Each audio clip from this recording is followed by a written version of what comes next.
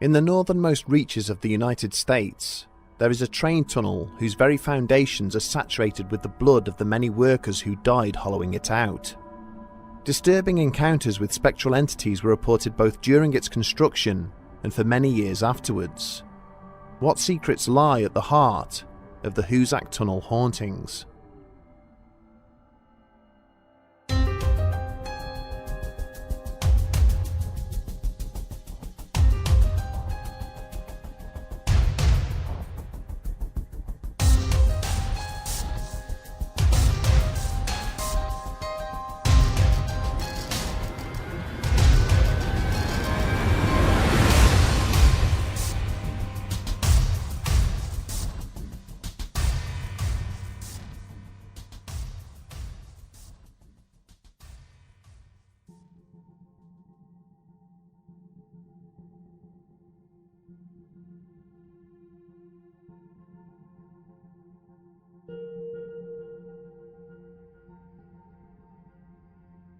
Throughout the early 1800s, American railroad engineers laboured to find a way of connecting the northeastern city of Boston with the upstate districts of New York City.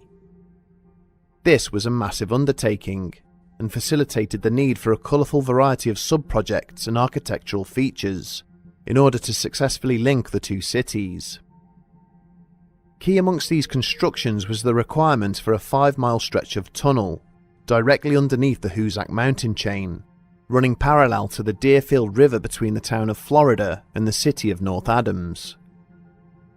With only pickaxes, bare hands and rudimentary black powder explosives available, the going was tough, and many lives were lost to both tunnel collapses and a lack of ventilation.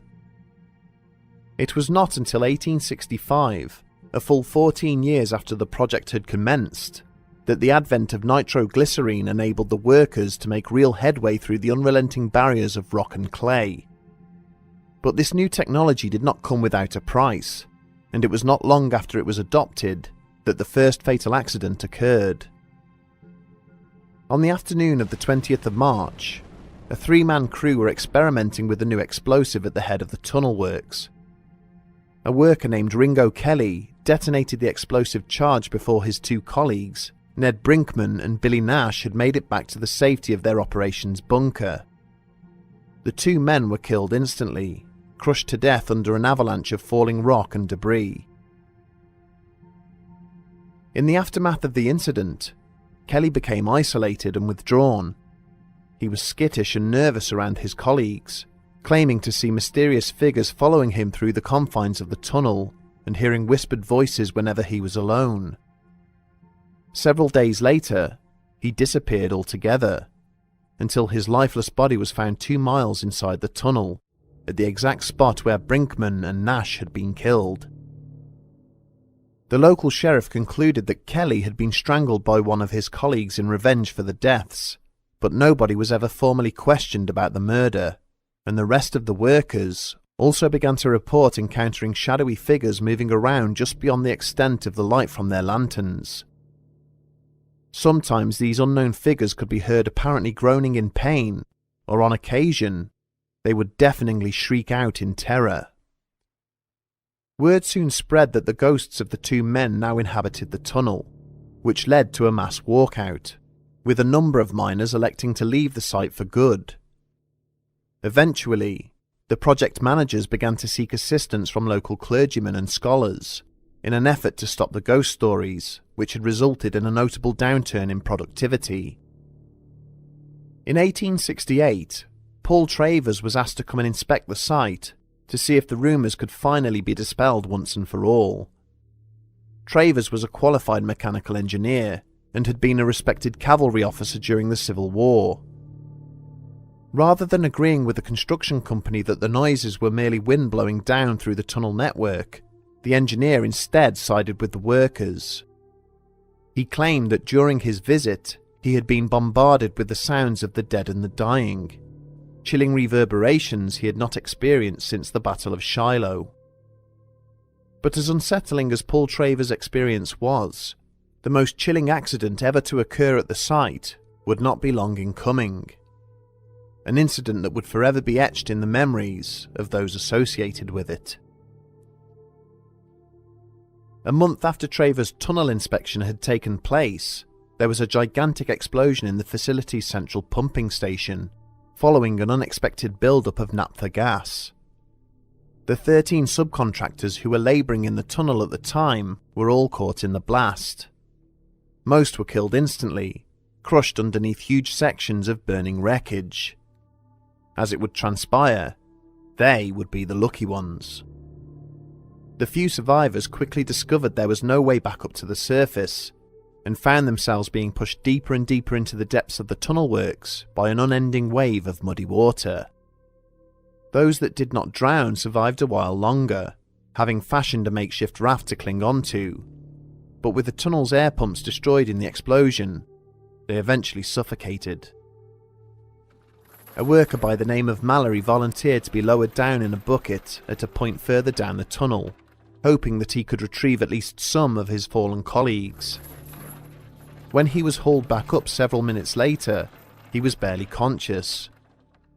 Between weak breaths, he told his managers there were no survivors to be seen, and all of the bodies were gone. Where, he did not know. It took several long months to drain the site, and during that time, at least some of the mangled and bloated corpses eventually found their way out of the flooded tunnel and into surrounding waterways. Local residents began to contact the police, claiming to have been guided to the remains of the dead workers by mysterious figures, who immediately disappeared when each body was found. One workman claimed to have seen a string of men making their way down to a nearby water-filled pit, pickaxes on their shoulders and a lantern at the front of the column. The figures did not reply when he had called out, and after he had followed them for a short distance, he suddenly found that they had vanished completely, leaving behind no footprints or other trace of their passage in the wet mud beneath their feet. On his arrival at the pit, the worker could just about make out a dark shape floating in the centre of the pool. Suddenly, a pained cry broke the silence around him, the anguished scream of a soul in utter torment. As the high-pitched wail continued, the man covered his ears, casting the light from his lantern onto the object in the water. The dim candlelight revealed the bloodied and broken remains of a young labourer, not even 18 years old, clearly one of the victims of the flooded tunnel. As soon as he realised what he was looking at, the man lowered his hands from his ears, the screaming stopped, and he was once again all alone.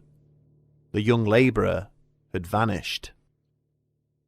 When the last body of the 13 dead workers had been recovered and provided with a proper burial, reports of spectral figures subsided, but the sounds of disembodied voices groaning and shrieking in the dark depths of the construction works continued, prompting the owners to make further steps to rationalise what was taking place. On the evening of the 25th of June 1874, Superintendent James R. McKinstry arrived at the site. He was the drilling operations manager for the project and had enlisted the services of a university lecturer, Dr. Clifford J. Owens. McKinstry unlocked the gates to the building works, and the two men descended into the bowels of the tunnel in search of answers. Owens would later describe the tunnel as being as cold and dark as a tomb. They had not travelled far when both suddenly halted, as an eerie and unsettling commotion floated up towards them from the dark depths. It sounded like a human being in great pain. It was then that Owens became aware of a dim light, steadily making its way up towards them. When the light drew near, Owens could see that it was an unnaturally blue colour, unlike anything he had ever seen before. As it neared them, it suddenly seemed to change shape, morphing into a roughly humanoid figure, but with an empty space where the head should have been. McKinstry and Owens both found themselves holding their breath as the shape came to a halt directly in front of them. It was hovering a few feet above the ground and seemed to be slightly regarding the two men. For a moment, there was nothing but a cold and oppressive silence, before the apparition emitted a mournful shriek and retreated into the darkness it emerged from. Further incidents would also indicate that the supernatural occurrences associated with the project were not simply restricted to the tunnel shaft itself. 3 months after Dr. Owen's experience, a local hunter named Frank Webster disappeared whilst out in the woods not far from the worksite. It would be 3 days before he was found again, in a disorientated state on the banks of the Deerfield River. Webster claimed that he had been hunting deer in the forest when he had heard someone calling to him. He had followed the voices through the trees and into a nearby fissure in the mountain rock. In the dim light of the cave, he could see the shadowy outlines of figures working on the rock around him, but they were completely silent. Not even their pickaxes striking the rock made a sound, and they did not respond when he called out to them. The hapless woodsman then described how his hunting rifle had been snatched from his grasp by an invisible force, and he had been repeatedly beaten with it until he lost consciousness. His rescuers would later note how Webster did not have his rifle with him when he was found, and was indeed covered in livid bruises and abrasions, as if he had been subjected to a violent assault. The first train successfully passed through the Hoosac Tunnel on the 9th of February 1875. The project had taken over 25 years to complete, costing millions of dollars, but it was the human cost that was felt most by the men who had worked on it. Over 200 workers had lost their lives within the suffocating darkness beneath the mountains. The eventual opening of the railway line meant that there were now far less reports of disembodied voices emanating from inside the mountain, but reports of unearthly balls of light emerging from the depths of the tunnel during the hours of darkness still persisted, and other unsettling events also continued to take place. In autumn of 1875, an employee of the Boston and Maine Railway Company named Harlan Mulvaney was delivering a wagon load of timber to the tunnel in order to replace some of the wooden supports that had become damaged. The other men attached to the maintenance team had been waiting for him at the entrance and had waved at him as he passed. As Mulvaney's colleagues had lit their lanterns and gathered their tools to follow him, they were suddenly shocked to see the wagon come bolting past them back out of the tunnel, the horses pulling it, kicking and bucking wildly as they ran. Mulvaney was stood upright in his seat, his face etched in terror, whipping furiously at the animals. A few days later, a local hunter located the wagon and the horses, standing unattended in a forest clearing 3 miles away. The timber lay undisturbed, with Mulvaney's coat and pipe sitting discarded on his seat. Of Mulvaney himself, there was no sign. He was never seen again. During the 1970s, there was a renewed wave of public interest in the tunnel after the story of its haunting was published in a national newspaper. Researchers and paranormal investigators flocked to the site, equipped with sound recording equipment and cameras, in the hopes of collecting some evidence that the Hoosac Tunnel phenomenon genuinely existed. One such individual was a man named Bernard Hastabar, who announced in 1973 that he would walk the full length of the tunnel, in order to prove that the whole affair was a hoax. Watched by a small group of onlookers, he entered at the North Adams end of the tunnel, and was never seen again. A rescue team that retraced his steps the following day found no evidence suggesting what might have happened to him. In 1976, an investigator claimed that one evening he had come face to face with the ghostly figure of an old man, dressed in miner's overalls. The man was seemingly backlit by a brilliant white light, and walked straight through a sheer rock face when challenged. Another researcher named Ali Allmaker claimed to have felt an unearthly presence stood next to her when she ventured into the tunnel, and to have caught the muffled sounds of crying and groaning on a tape recorder she had with her at the time. However, it would seem that not all of the spirits who dwelt within the Hoosac Tunnel were malevolent in nature, and some were even protective of the men who worked there. One railroad employee by the name of Joseph Impico swore that the tunnel ghosts had saved his life on 2 separate occasions. One evening, he had been working on a bend of the rail line not far from the tunnel's north entrance, shipping ice from the tracks. Suddenly a male voice had whispered in his ear, "Run, Joe, run." Impico had stopped what he was doing and looked around, but there was not a soul to be seen. Seconds later, Impico had felt a violent shove to his chest and fell backwards away from the tracks. Within moments, the number 60 engine had come streaming around the bend at unexpectedly high speed.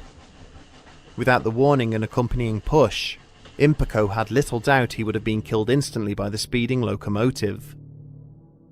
6 weeks later, he was again working on his own to free up some frozen freight cars when a similar incident occurred. This time he had been straining to part the heavy train wheels from the frozen track when the same unknown voice had whispered, "Joe, Joe, drop it, Joe." Instinctively, Impico had let go of the metal crowbar he was holding, only to see it immediately jolted and thrown violently against the tunnel wall by over 11,000 volts of electricity. An overhead power line had short-circuited and fallen onto the tracks nearby, meaning that Impico's unseen guardian had once again saved his life. The sheer scale of the human loss experienced by the builders of the Hoosac Tunnel earned it a haunting nickname, the Bloody Pit. The location still remains in use today, with the Boston and Maine Rail Corporation running through it up to 12 freight trains a day. It remains one of the longest active running railway lines in the world, and is arguably the most haunted. Are we to believe that for a quarter of a century, men working on one of America's most ambitious construction projects were terrorized and attacked by the spirits of their fallen co-workers? Or is there perhaps a more rational explanation for what took place in this lonely and isolated area of Massachusetts? In any corner of the globe, you will find that almost any place has stories of ghosts and other spirits associated with it. When fatal accidents occur, it is all too easy to blame subsequent tragic happenings on the restless souls of those who died there in the past. In the stifling and claustrophobic darkness of the underground tunnel, it is terrifying to imagine what tricks and misconceptions the darkness and lack of oxygen might have played on those unfortunate enough to be labouring there. Robbed of their senses due to a lack of light and ventilation, every minor sound and movement could all too easily have been misinterpreted as something far more sinister. That said, the unsolved deaths and disappearances that occurred at the site do raise questions that are difficult to answer, and elevate the tunnel to a level of scrutiny that perhaps other, more notorious haunted locations do not necessarily generate. Maybe there is indeed truth in the reports of the workers, and the spirits of some of those killed underground have yet to find their way back to the surface.